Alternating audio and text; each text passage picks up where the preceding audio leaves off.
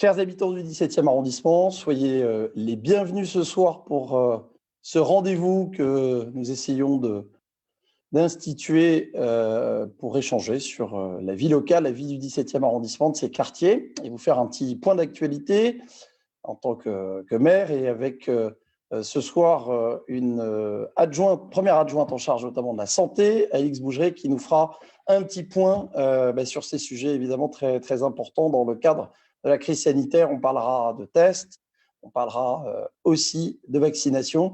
Donc, je lui donnerai évidemment la parole. Avant de le faire, je voulais vous faire un petit point d'actualité sur le 17e arrondissement, vous dire que vous avez été plus de 700 volontaires à vous inscrire à l'heurecivique17.fr, qui est un dispositif qui permet aux habitants de donner 1 heure de leur temps pour les autres, tout simplement, dans des actions de solidarité, de proximité, aider les plus démunis, distribuer des repas, s'organiser pour collecter des denrées alimentaires ou pas. Donc bravo, merci de votre engagement, c'est très important. Avec Athanas Périfan, on avait lancé ce dispositif avant Noël.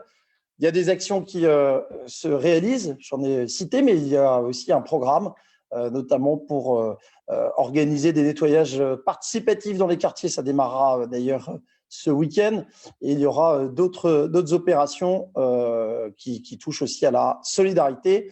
Donc, je voulais vous faire ce petit point. On est maintenant une vingtaine de villes en France à développer leur civique dans nos territoires.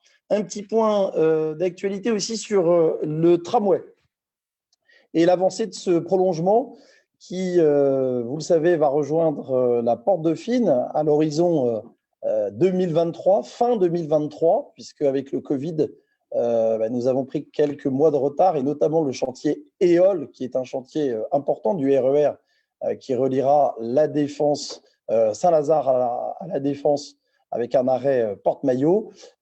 Du fait de ce retard, bien évidemment, on va avoir aussi un peu de retard sur le tramway, même si tout cela est très limité, et va occasionner, ce démarrage du chantier, des perturbations très importantes sur le secteur de la porte de Champéret. Nous avons eu plusieurs réunions de travail à notre demande et conjointes avec les maires de Levallois-Perret et de Neuilly-sur-Seine pour avoir rapidement un plan de circulation adapté à l'enjeu de ces travaux qui vont consister à la démolition du tunnel Mallarmé, du tunnel Gouvion-Saint-Cyr, un long tunnel de plusieurs centaines de mètres qui va nécessiter, à partir du mois de juillet, de fermer finalement l'avenue de Villiers et empêcher les circulations automobiles, ce qui a des conséquences sur évidemment les circulations automobiles, mais aussi sur le plan bus et la desserte en bus de ce quartier important et de la place Stuart Merrill. Donc nous avons eu à nouveau un comité de pilotage cette semaine. Nous attendons des études de la RATP pour nous présenter finalement les arrêts provisoires des différentes bus qui vont au-delà du 17e arrondissement et desservent les communes des Hauts-de-Seine que j'ai citées, mais même au-delà.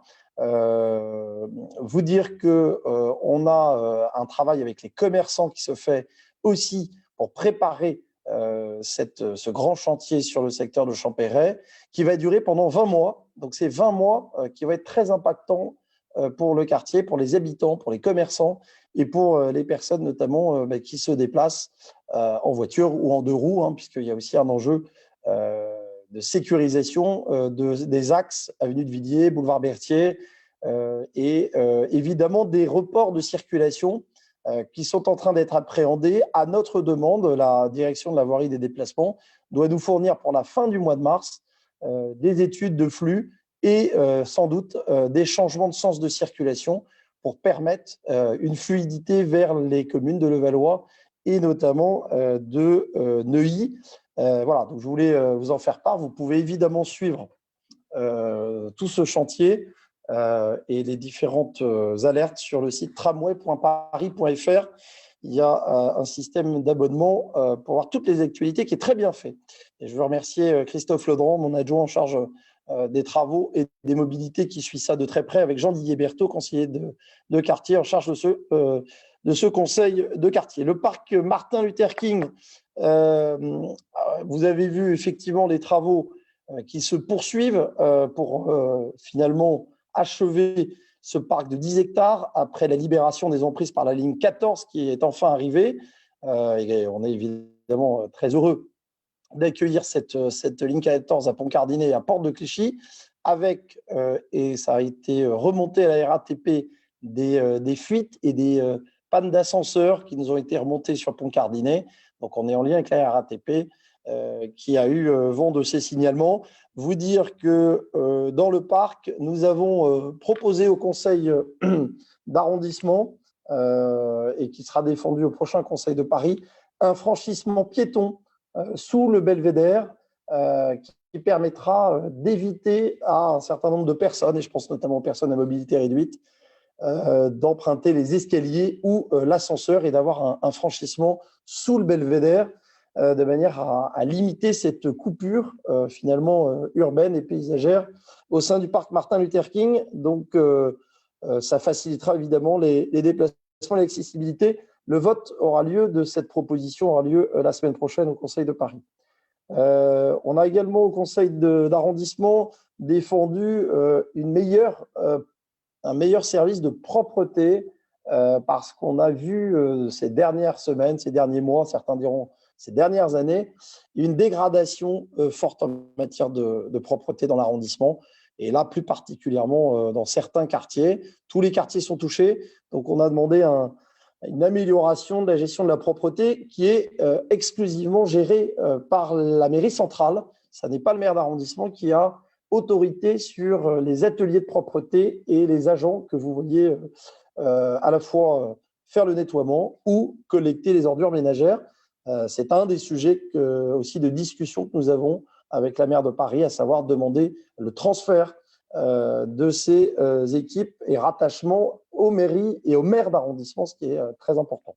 Je voudrais remercier également les habitants, les conseillers de quartier, les associations, toutes les personnes qui se sont mobilisées, les services aussi de la démocratie locale de la mairie du 17e, qui ont permis une édition du budget participatif en termes de dépôt de projet tout à fait satisfaisante, puisqu'on est le 2e arrondissement avec 178 projets déposés et qui vont être maintenant soumis aux services techniques pour savoir s'ils sont réalisables, s'ils sont faisables et d'essayer de les chiffrer. Je vous rappelle que cette démarche du budget participatif a été modifiée. Il n'y aura que 4 projets lauréats à l'issue des votes qui auront lieu cet été, avant l'été. Je veux remercier Sévol de Livonnière, mon adjoint en charge de la démocratie participative, qui a piloté ces opérations et qui va continuer à le faire, puisqu'on va chercher à regrouper un certain nombre de projets qui sont assez similaires dans l'arrondissement et en faire des projets d'arrondissement qui toucheront plusieurs quartiers. Et pour cela, il y a une démarche participative qui vous sera présentée et proposée, évidemment, pour les personnes qui ont agi et qui ont déposé des projets. Vous avez la possibilité aussi de liker sur le site budgetparticipatif.fr, de liker, donc d'aimer et de commenter les projets jusqu'au 26 mars. Je voulais aussi vous dire qu'on a, en matière culturelle, inauguré depuis lundi une nouvelle exposition dans notre hall galerie, avec une exposition sur les fables de La Fontaine, mais de manière un peu originale, avec Lego, donc des représentations des fables de La Fontaine avec en Lego, qui va évidemment amuser nos plus jeunes, mais qui intéresse aussi les plus âgés. C'est vraiment une très belle exposition intergénérationnelle qui nous fait revivre les fables. Et je veux remercier Alix Bougeret, qui est ici présente avec sa casquette santé, mais aussi qui est en charge de la culture et développer une politique culturelle diverse. On avait eu une très belle exposition en début d'année bleue par l'artiste Eiffel, et on poursuit donc avec cette exposition que vous pouvez visiter dans le hall de la mairie, qui est gratuite, donc n'hésitez pas, pour les petits et les plus grands. En matière de solidarité, c'est en début mars l'heure de du bilan pour les paniers que nous organisions solidaires, que nous avons remis tout l'hiver, tous les soirs à l'exception du week-end. C'est quasiment 150 paniers par soir. Je veux remercier Lourdes Fernandez, conseillère d'arrondissement. Je veux remercier évidemment Hélène Jacquemont. Je veux remercier tous les bénévoles et nos 2 permanents qui viennent tous les ans pour nous donner un grand coup de main. Ça s'est très bien passé. On a touché davantage de personnes avec la crise sanitaire qui a des conséquences évidemment en matière sociale, des familles. Merci aussi aux volontaires de l'heure civique, aux associations qui ont permis de servir 9000 repas donc en 3 mois. En matière d'emploi, Benjamin Malot, en lien adjoint maire en charge de ces questions, a organisé un webinaire avec le Pôle emploi, parce que c'est important aussi de permettre de rebondir dans cette période parfois compliquée pour un certain nombre d'habitants et d'habitantes. Donc, c'est dans le cadre de la semaine Pôle emploi qu'il a proposé ce webinaire. Vous dire qu'on sera samedi sur les marchés ou sur les places à 2 endroits en respectant les gestes barrières naturellement et les règles sanitaires. Place Françoise Dorin, rue Rostropovitch. Nous y serons avec les élus de l'équipe municipale pour échanger autour de notre dernier journal municipal. Toujours des moments importants pour les élus entre 11h et 12h30. Et nous serons également présents sur le marché Lévis, place Lévis, donc samedi prochain. 2 événements importants. La journée internationale des droits des femmes qui se tient le 8 mars, c'est-à-dire lundi prochain. Et nous organisons un événement avec, en Facebook Live, donc je vous invite à le partager, avec l'association Solidel, qui est une association du 17e arrondissement.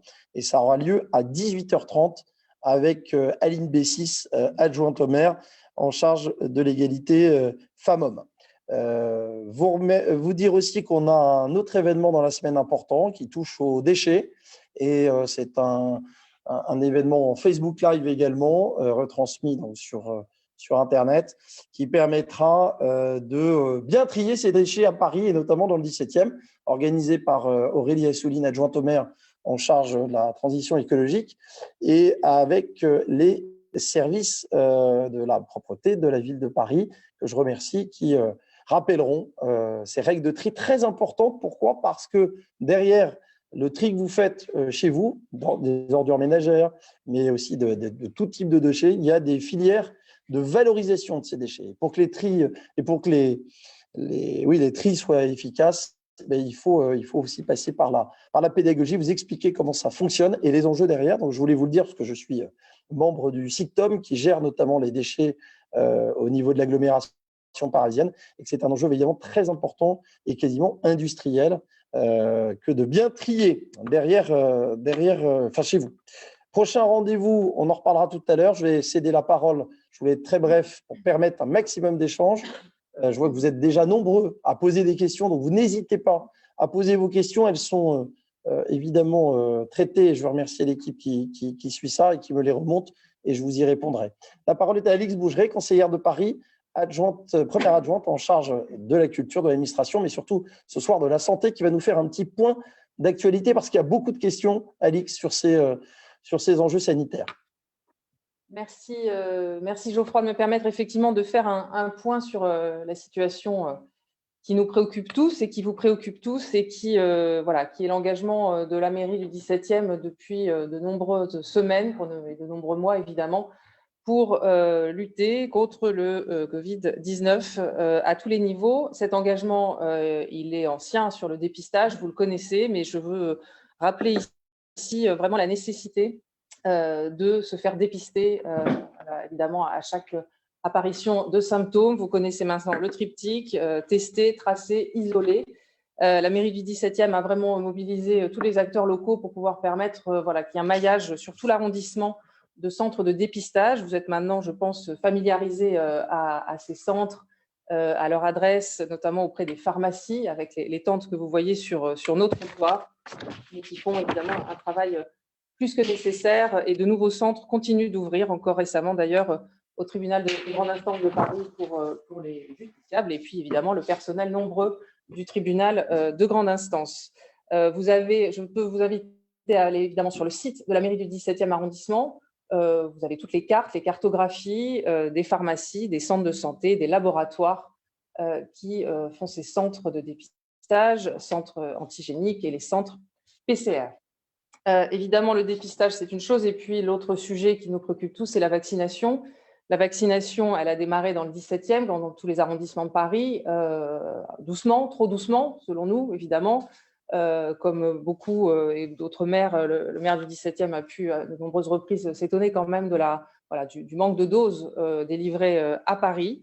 En tout cas, dans le 17e arrondissement, je vous rappelle que nous avons plus de 2500 personnes qui sont âgées de plus de 75 ans et qui donc doivent être dépistées rapidement et le plus rapidement possible.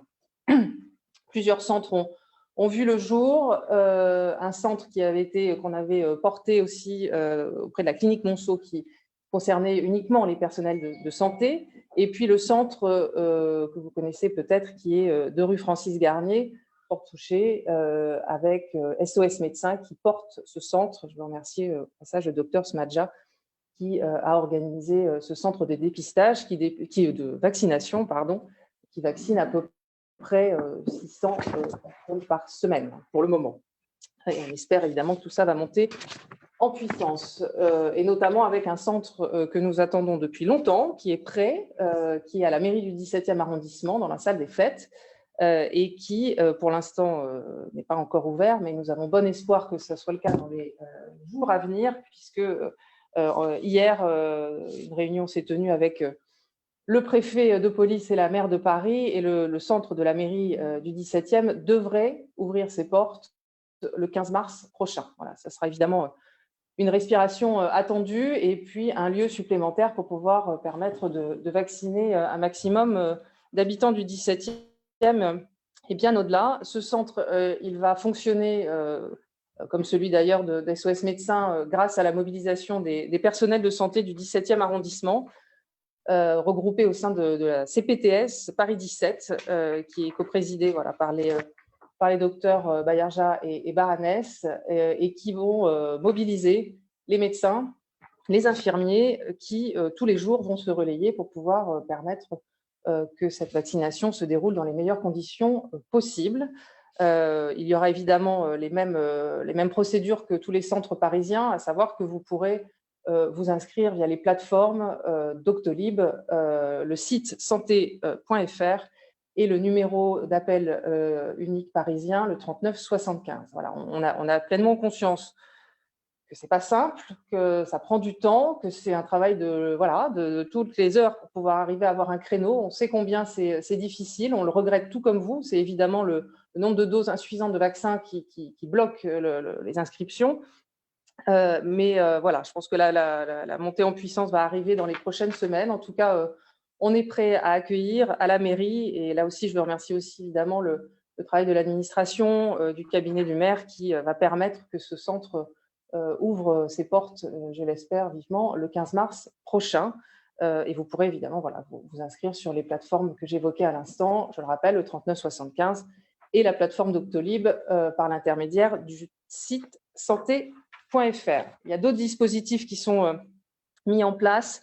On a fait beaucoup pour faciliter et pour organiser la vaccination dans les résidences de personnes âgées avec le maire et avec Hélène Jacquemont, non sans mal pour certaines d'entre elles.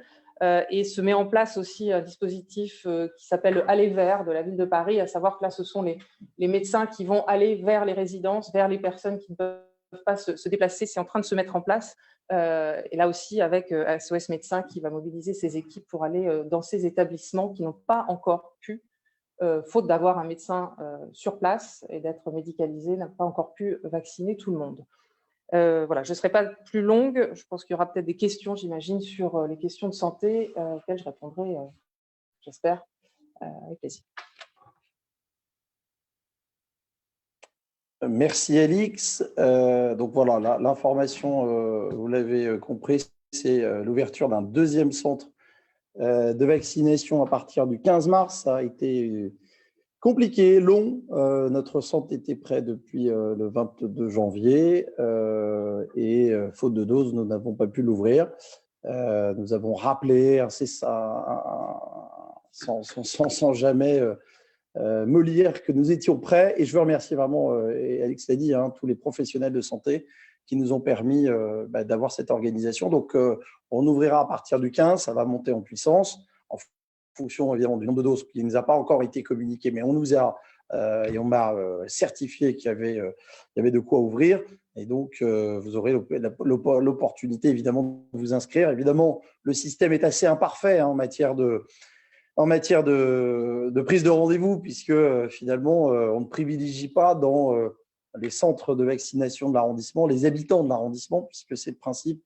Vous pouvez appeler tous les centres, vous pouvez réserver dans tous les endroits, dans tous les centres de vaccination, même au-delà de Paris. C'est pas faute d'avoir proposé un autre système, mais bon, voilà, c'est l'État qui a organisé les choses comme celle-là. On s'adapte, on est là pour protéger la population et on le fait parce qu'on est là au service des habitants et c'est pour nous une priorité, évidemment, de vacciner les plus vulnérables et puis progressivement la population générale. Mais on suivra les instructions nationales. Voilà, il n'y aura pas de passe-droit on restera à partir du 15 mars sur le deuxième centre du 17e arrondissement dans les directives qui nous sont imposées par l'Agence régionale de santé. Donc, je voulais vous le dire. Voilà, c'est plutôt une bonne nouvelle à partir du 15 mars pour la vaccination. Et je vous dis, le premier centre fonctionne très bien. Avec Alix le disait, 640 vaccinations par semaine. On est même monté à 1000, donc on a une capacité aussi de monter en puissance sur le centre SOS Médecins soutenu par la mairie du 17e qui lui a ouvert depuis le 18 janvier. Voilà, vous êtes nombreux à nous poser des questions, donc on va passer à l'échange et aux réponses. En tout cas, on va essayer de vous en apporter. Adrien, il nous pose une question sur les projets de pistes cyclables sécurisées pour nous permettre de nous déplacer en toute sécurité chez nos commerçants. Les pistes cyclables, c'est un enjeu majeur, fait partie de nos engagements aussi municipaux, c'est de développer davantage de pistes cyclables, notamment sécurisées dans l'arrondissement.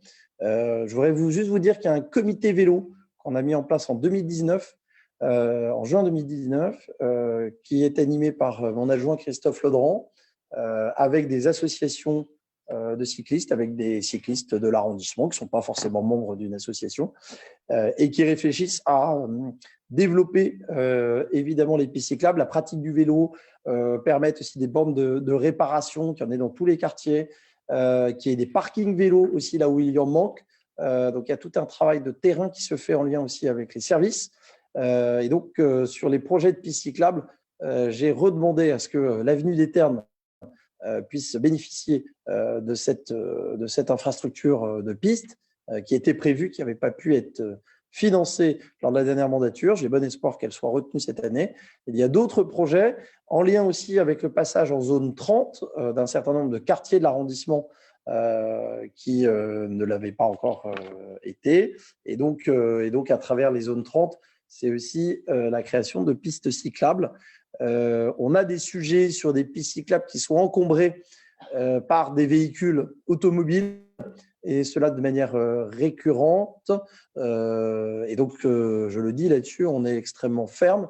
On a quelques points noirs dans l'arrondissement qui sont suivis avec le commissariat qui dépend de la préfecture de police et avec mon adjoint au commerce qui fait parfois le lien avec des commerçants dont les clients sont peu scrupuleux, en tout cas enfreignent un certain nombre de réglementations du code de la route et qui perturbent la sécurité à la fois des piétons, mais aussi des cyclistes notamment. Voilà, donc Adrien, il y a des projets, le comité vélo communiquera là-dessus, mais je vous dis, voilà, l'avenue des Ternes est un sujet, puis après les quartiers en zone 30, notamment le secteur Tocqueville qui a bénéficié de nouvelles pistes cyclables, rue de Tocqueville, rue de Saussure avec des marquages, et puis vous avez aussi des infrastructures liées au tramway, puisqu'on a une belle piste cyclable sur les Maréchaux qui permet aussi de relier les quartiers assez rapidement et de manière très sécurisée.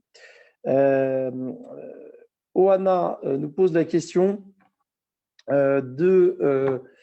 des citoyens naturalisés récemment, c'est votre cas. Y a-t-il une cérémonie à la mairie étant donné la situation actuelle de la pandémie? C'est une tradition à la mairie du 17e que d'accueillir les nouveaux Français, les naturalisés, ceux qui ont acquis la nationalité française, qui ont choisi d'être Français. C'est une cérémonie qui nous tient particulièrement à cœur, qui est souvent assez émouvante, parce que les parcours pour devenir Français sont parfois longs, sur des parcours de vie, puis des parcours parfois et surtout administratifs complexes. Donc pour l'instant, on est contraint évidemment par le contexte, mais on va regarder pour organiser évidemment une cérémonie d'une manière ou d'une autre. On aimerait pouvoir le faire en physique. On a une contrainte qui s'ajoute à partir du 15 mars. Nous n'avons plus notre salle Jacques Chirac, salle des fêtes, qui nous permet notamment de réunir les nouveaux Français. Donc, on va regarder si on peut trouver, évidemment, dans le respect des publics que nous pouvons accueillir ici, hein, tout ça est réglementé, si on peut trouver une occasion physique de le faire. Sinon, on trouvera un moyen, sans doute, à distance de le faire, et pour mieux se retrouver, évidemment, dans un retour à la normale qu'on souhaite tous, parce que, évidemment, ce confinement, cette crise sanitaire, elle est longue. Eh bien, on va fêter l'année maintenant, et c'est vrai que c'est lourd pour tout le monde. C'est frustrant aussi pour nous, les élus, parce que le contact fait partie de notre engagement politique. Il fait partie de ce qui fait qu'on a envie de se battre pour faire avancer, évidemment, la qualité de vie, améliorer la situation des habitants. Et là, évidemment, on en est un peu frustré. Donc voilà, Oana, rassurez-vous, il y aura évidemment quelque chose pour vous. Accueillir à la mairie et marquer le coup, parce que c'est très important. Foulk nous pose la question, est-ce qu'il y a un annuaire des associations qui ont besoin de vêtements? Alors, à ma connaissance, il n'y en a pas, mais mon adjoint Sévol de Livonnière, qui fait le lien sur la partie associative avec la maison des associations, la maison de la vie associative et citoyenne, sera plus à même de répondre. En tout cas, il y a des collectes qui se font. Je veux remercier aussi le Lions Club, très mobilisé, qui régulièrement fait des collectes à la fois de denrées alimentaires, mais c'est aussi parfois des produits d'hygiène pour les étudiants, notamment. Là, il y a des actions qui sont encore menées ce week-end et qui sont distribuées dans les résidences étudiantes. On en a quelques-unes, on n'est pas l'arrondissement le plus étudiant, mais on en a quand même. Et donc, on a eu d'ailleurs un échange avec Géraldine Roisangry, mon adjointe en charge de l'éducation et de la vie étudiante, avec plusieurs étudiants. On a mis en place ces collectes pour les étudiants qui en ont besoin aussi et qui parfois ont moins de ressources, souvent, ils ont des petits boulots qui leur permettaient de financer soit leur loyer, soit tout simplement leur train de vie. Et donc, se retrouvent aussi très impactés pour se nourrir, pour se vêtir. Donc, c'est pour nous aussi une priorité. Alexandra, vous avez déposé un dossier de demande de place en crèche. Les places semblent limitées. Je crois que c'est une palissade, sont extrêmement limitées parce on manque de structures dans certains quartiers. Pas dans tous les quartiers, mais dans certains quartiers, on a une carence en structure d'accueil de type crèche municipale. Il n'y a pas que les crèches municipales pour accueillir vos enfants. Je veux saluer aussi les assistantes maternelles qu'on connaît très bien avec Aline Bessis qui propose aussi cette alternative. Donc, si vous avez besoin d'être mis en relation, on en connaît, elles sont agréées, elles se travaillent de manière très professionnelle. Et puis, voilà, il y a d'autres types d'accueil, évidemment, via votre entreprise, des crèches associatives ou familiales. Voilà, donc il y a des commissions.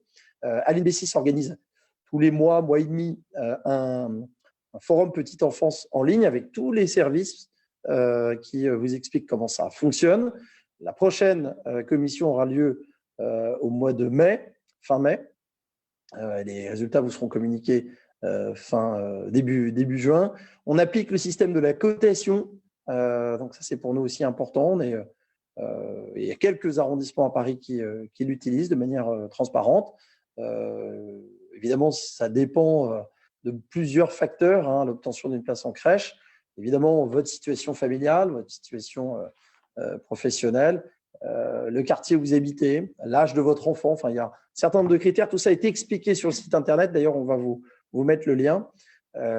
Et donc, c'est une commission pluraliste qui se réunit avec des des professionnels de la petite enfance, des directeurs et directrices d'établissements, mais également des élus de la majorité et de l'opposition, et qui statuent sur les dossiers en fonction des places qui sont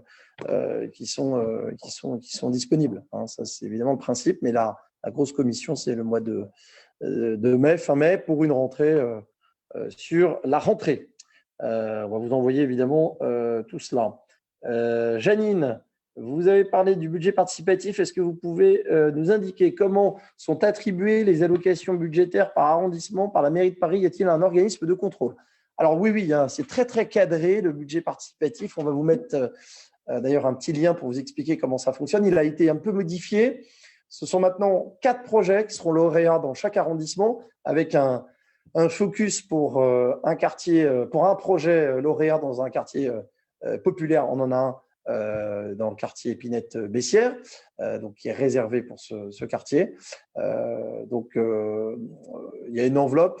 On peut aller jusqu'à 2 millions d'euros par projet, à l'exclusion d'un certain nombre de projets d'aménagement lourds qui ne pourront pas rentrer, qui ne seront pas éligibles, mais ça touche quand même des sujets quand même très concrets, la végétalisation, ça touche aussi le sport, ça touche l'espace public dans une certaine mesure, la culture. Voilà. Donc, il y a tout un travail à partir des 178 idées d'en faire des projets consistants, surtout consistants au sens qui nous permettent de tirer un maximum aussi de budget de ce budget participatif pour faire plus pour tous les quartiers, mais surtout d'avoir des projets visibles et très concrets qui répondent aux attentes des habitants d'améliorer leur cadre de vie. Donc, il va y avoir des ateliers participatifs pour peaufiner à partir de ces 178 projets, de les regrouper et ensuite de les soumettre évidemment aux services techniques qui vont donner leur avis et qui vont informer les porteurs de projets de la faisabilité ou pas. Et puis ensuite, il y aura la séquence du vote qui sera importante. Et là, tous les habitants pourront voter pour les projets et on retiendra les 4 premiers en nombre de voix. Voilà. Donc, les choses sont très cadrées. Il y a un organisme de contrôle, oui, parce que les projets ne peuvent pas excéder 2 millions d'euros, les projets lauréats. Après, c'est la nature des projets qui sera soumise au vote. Ça fait partie aussi de la démocratie locale et surtout avec une phase de participation citoyenne qui est plutôt positive, avec toujours la difficulté du temps de réalisation entre l'idée, la validation technique, qui est souvent un moment compliqué parce que les habitants, vous avez souvent, et nous aussi les élus, hein, des projets, des idées, des envies, mais qui ne sont pas toujours réalisables et on se heurte parfois à ces problématiques techniques qui ne sont pas forcément vues. Alors là, on va avoir un premier avis technique avant que ce soit soumis au vote pour éviter les déceptions. C'est notre enjeu avec Cévol de Livonnière de bien vous expliquer tout cela. Donc, vous aurez la possibilité de participer à ces séances. Janine, merci pour votre question. Dominique, depuis la mise en inversion, depuis l'inversion du sens de circulation de la rue Juliette-Lombert, il y a des bouchons de boulevard Pereire et Malesherbes constants. Est-ce qu'il est envisageable de proposer à la direction de la voirie de faire passer une à 2 voies le boulevard Malesherbes direction Levallois en récupérant une voie supplémentaire de l'autre sens, car 5 places de stationnement seraient à supprimer? Alors, Dominique, effectivement, il y a eu une inversion de la rue Juliette-Lambert qui a un peu évidemment qui a eu des conséquences sur le secteur Pereire. Pour l'emprunter régulièrement, c'est vrai que le temps d'attente au feu est plus important, mais sur le boulevard Pereire, mais la fluidité se fait quand même sur le boulevard Malesherbes. Certes, il est quand même très encombré puisque c'est un boulevard sortant de la capitale. Et j'ai validé avec mes adjoints et Christophe Laudran, qui s'occupe notamment du quartier et de ces questions de travaux et d'aménagement, on a validé la possibilité de passer à 2 voies en sortie de Paris, donc le sens place Bagram vers le périphérique et vers notamment le boulevard Berthier, avec un marquage au sol qui permettra une meilleure fluidité en sortie donc de l'arrondissement vers le périphérique et les Hauts-de-Seine. Voilà, donc ça devrait être mis en place et on a validé cela il y a 15 jours. Donc, la mise en route devrait suivre dans le mois qui suit. Voilà, et ça devrait fluidifier évidemment la sortie du 17e arrondissement, sachant que nous allons avoir les travaux de la porte Champéret, donc forcément un report de circulation sur le secteur de la porte d'Asnières, mais également sur la porte Maillot, déjà très encombrée, et de manière peut-être moins spectaculaire, mais tout aussi importante et impactante, c'est la porte de Courcelles qui nous relie par la rue de Courcelles à la commune de Levallois. Donc, ce sont des axes de report de circulation liés au chantier du tramway que j'ai évoqué à partir de juillet, fermeture de l'avenue de Villiers, impossibilité de traverser à ce niveau-là. Mais j'attends évidemment les études que nous avons obtenues et qui nous permettront sans doute de changer le sens de circulation de cette rue pour fluidifier, éviter la congestion du quartier pendant 20 mois, élargie évidemment. Merci donc Dominique pour cette proposition. Plusieurs questions. Alors, Yogourtin, vous nous posez la question d'une pénurie de vaccins à l'échelle nationale. En attendant, serait-il possible d'envoyer des médiateurs afin de rappeler les gestes barrières contre les Covid dans les rues où il y a fort regroupement de consommateurs de boissons, parfois ils sont alcoolisés, sur le trottoir. Alors, les médiateurs, il y a, pour répondre à votre demande, si vous avez des endroits de rassemblement où les gestes barrières, le port du masque n'est pas respecté à proximité d'établissements, nous, on n'a aucun problème. Ça fait partie de notre rôle, c'est de remonter cette information pour qu'il y ait des contrôles de la part du commissariat qui dépend de la préfecture de police, qui a finalement la responsabilité de l'application du confinement, des gestes barrières, du port du masque donc sur l'espace public, en lien avec la DPSP, qui est une brigade de la ville de Paris, qui a aussi cette compétence de verbaliser, éventuellement de procéder, si on a un commerçant indélicat qui ne respecte pas, à la fermeture de l'établissement. C'est évidemment le préfet qui prend la décision. On a fermé plusieurs établissements. Donc il ne faut pas confondre, je le dis aussi parce que le click and collect permet aussi à des établissements de garder une activité. Il y a souvent des attroupements parce que les personnes attendent leur commande. C'est une chose. Après, s'ils ne respectent pas les gestes barrières dans cette attente, là, il y a effectivement matière à évidemment intervenir et rappeler, prévenir, mais surtout sanctionner, parce que là-dessus, il faut être intransigeant.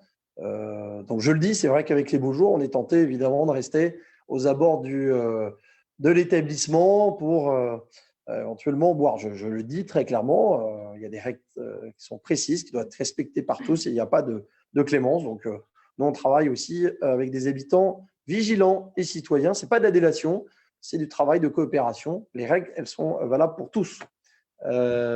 Camille, pardon. Est-ce que vous recevez les courriers déposés à l'accueil de la mairie? Camille, oui, s'ils me sont adressés personnellement, je les lis tous, un par un, et ils sont traités par mon cabinet. Donc, si vous me posez la question, c'est peut-être que vous n'avez pas eu de réponse. Donc, je vous propose de passer en message privé et on regardera quelle est la nature de votre demande. Si elle concerne, parce que c'est une grosse partie des courriers que je reçois au mail, et vous avez tendance aussi à nous écrire sur tous les réseaux sociaux, donc c'est très bien. Mais c'est vrai qu'un courrier, c'est quand même mieux. Un email, c'est plus simple à traiter pour nous. Donc, je vous donne ce petit conseil qui est valable pour tous les élus de l'équipe municipale. Écrivez-nous plutôt par mail et par courrier. S'il concerne le logement, évidemment, on a un petit temps de traitement parce que vu ce qu'on reçoit tous les jours pour des demandes de logement nouvelles ou des mutations, des changements de logement, je rappelle que nous ne sommes pas bailleurs social. Nous appuyons des dossiers de demande de logement, première demande, ou de mutation dans le parc social, si vous êtes déjà dans le parc social, auprès des bailleurs, qui eux sont vos propriétaires, si vous êtes déjà dans le parc, ou vos futurs propriétaires. Et on a une commission qui étudie une centaine de logements par an seulement. Je rappelle qu'il y a 8000 demandeurs en attente éligibles. Donc, on a évidemment beaucoup de courriers, beaucoup de demandes, mais on essaie d'apporter à chacune une réponse. On ne peut pas recevoir tout le monde, c'est impossible matériellement. On organise des forums aussi à distance parce que la crise nous y oblige, qui vous permettent d'avoir de l'information.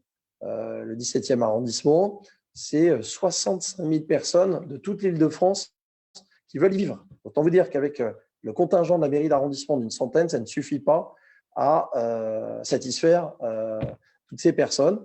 On le regrette, mais voilà, on ne peut pas accueillir plus que ce qui nous est présenté. Je rappelle que la mairie de Paris a un quota, que vos employeurs, dans le cadre du 1% logement, ont aussi un contingent, et que vous avez ensuite des logements dits DALO qui sont à la main du préfet, c'est-à-dire de l'État, sur lequel nous pouvons appuyer, hein, évidemment, mais nous ne décidons pas de l'affectation des DALO dans l'arrondissement. C'est un sujet de discussion avec Agnès Toury, mon adjointe et conseillère métropolitaine, sur ces questions avec la préfecture de région, de manière à ce que les DALO, les profils DALO, demandeurs DALO, soient privilégiés dans le 17e arrondissement quand il y a des attributions par l'État. Amel, vous me dites qu'il y a une dégradation alarmante. Attendez, est-ce que là je…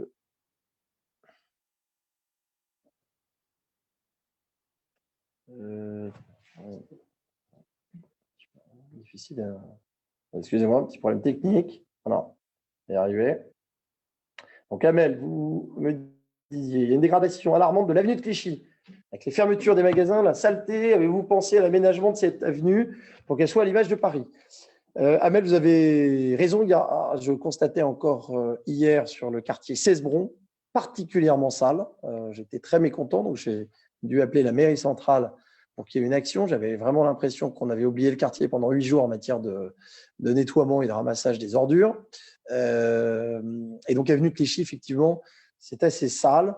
Donc, on a redemandé une mobilisation des services de propreté sur le quartier. Quant au commerce, les fermetures de commerce, c'est évidemment assez indépendant de la volonté de la mairie d'arrondissement, mais c'est un sujet de préoccupation. Je voulais vous dire qu'avec Philippe Guerre et Benjamin Malo, mes adjoints, chargés respectivement du commerce et du développement économique, et du lien avec les entreprises, on a mis en place un dispositif d'aide aux commerçants. 5 000 commerçants ont bénéficié et bénéficient d'une assistance juridique avec une start-up qui s'appelle Robin, qui met en lien avec des avocats gratuitement, de manière illimitée pendant 2 mois, sur toutes les questions que se posent nos commerçants. Et elles sont nombreuses, ces questions, vous l'imaginez bien. Donc, on a mis cela en place à notre niveau. On a d'ailleurs été copié par d'autres mairies. Et on a des retours très intéressants de ce que vivent nos commerçants qui ont besoin d'être soutenus, qui ne baissent pas les bras, qui ont bénéficié des aides d'État aussi, il faut le dire, mais évidemment qui, plus les mois passent, se trouvent dans des difficultés de trésorerie importantes si elles n'en avaient pas avant la crise. Donc, c'est évidemment un sujet de préoccupation. Sur la requalification de l'espace public, vous connaissez le tronçon entre la Fourche et la place Clichy qui a été requalifié il y a maintenant plusieurs années. Il nous reste à requalifier, c'est une demande de la mairie du 17e, entre la porte de Clichy et la Fourche. Tout ce segment, malheureusement, j'avais demandé à la maire de Paris de prévoir des fonds pour cela. Ça n'a pas été prévu sur la dernière mandature, ni pour l'instant acté sur la prochaine. Donc, c'est un sujet pour nous prioritaire parce que la ZAC Clichy-Batignolles arrive au terme de ses livraisons, de son aménagement. Il nous reste uniquement la partie qui jouxte le tribunal avec Stream Building et avec un projet de la RIVP au niveau de la station de la ligne 14 Porte de Clichy. On aura l'avenue de la Porte de Clichy aussi qui va être complètement modifiée avec des arbres d'ailleurs au milieu des voies. Et puis ensuite, on se sera vraiment terminé. Donc, il va nous manquer ce tronçon entre la Porte et la Fourche. Donc, on va le porter pour que ce soit financé. Parce qu'évidemment, requalifier une avenue, c'est aussi prévoir son financement. Mais donc, on est bien d'accord avec vous, elle le mérite.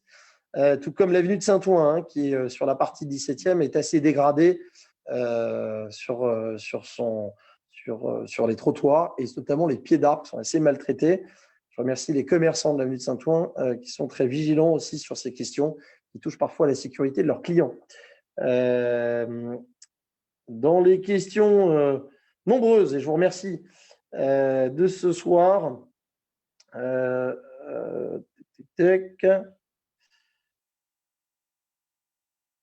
Christophe, est-ce que les marquages au sol des numéros rose et vert visibles sur l'ensemble de la porte de Clichy sont liés à de futurs travaux? Alors, je ne vois pas précisément à quoi ils font référence sur le secteur de la porte de Clichy. Alix a peut-être des éléments? Salut, elle est en charge du quartier Martin Luther King. Porte de Clichy, je ne vois pas bien. Au Batignolles, on a des marquages au sol. Vous avez vu à proximité de la mairie, rue Mariotte, rue Boursault, rue La Condamine, rue des Dames. C'est des travaux GRDF qui vont perturber le quartier en termes de circulation. Il y a un petit flash info qui va être distribué et affiché dans le quartier parce qu'on va avoir des inversions temporaires sur quelques jours de portions de rue. Mais sur ce quartier-là, là, je ne les identifie pas. On travaille avec Christophe Ledran, sachez-le, à mettre en place une carte des travaux actualisée qui vous permettra de suivre exactement ce qui se passe en bas de chez vous. Quand vous voyez un travaux, que vous connaissiez finalement la finalité et que vous puissiez appréhender le terme de ces travaux. On est en train de travailler avec Christophe Ledran et Paul Hatt, conseiller de Paris, en charge de la communication et de l'innovation. C'est pour nous très important aussi de mettre en open data un certain nombre d'informations municipales. Voilà, donc pour cette question, on reviendra vers vous sur la porte de Clichy. Précisez-nous peut-être le lieu et on se renseignera, mais je vous dis, on va mettre en place une carte d'ici un mois en open data sur tous les chantiers, qu'ils soient importants. Je pense notamment au secteur de la Porte-Maillot avec le tramway, le RER-E et EOL, ou qu'ils soient plus mineurs, liés à un asphaltage d'un bout de votre trottoir en bas de chez vous. Je crois qu'il n'y a pas d'autres questions. Il est 19h20. Je voulais encore vous remercier d'être parmi nous. On vous a transmis donc, les liens qui vous apportent déjà des éléments de réponse si je n'ai pas été complet, parce qu'évidemment, il y a des questions extrêmement précises. Je voudrais vous donner rendez-vous pour les prochaines séances de notre Facebook Live le 6 mai à 18h30 et le 1er juillet à 18h30. Ce seront également des jeudis, donc vous pouvez déjà les noter. Je suis disponible et joignable par mail, je l'ai dit tout à l'heure. Préférez le mail plus que les réseaux sociaux. On est noyé dans tous les messages. g.boulard@paris.fr. N'oubliez pas de vous abonner à la lettre d'information qui est publiée tous les vendredis et qui vous donne les grandes informations de la semaine à venir et des rendez-vous incontournables à ne pas rater. N'hésitez pas évidemment à vous procurer le dernier journal Paris 17 et à venir visiter cette belle exposition sur les fables de La Fontaine en Lego. Très bonne soirée à tous. Merci à Alix et à très bientôt. Et merci évidemment à toute l'équipe municipale qui est très mobilisée pour vous servir.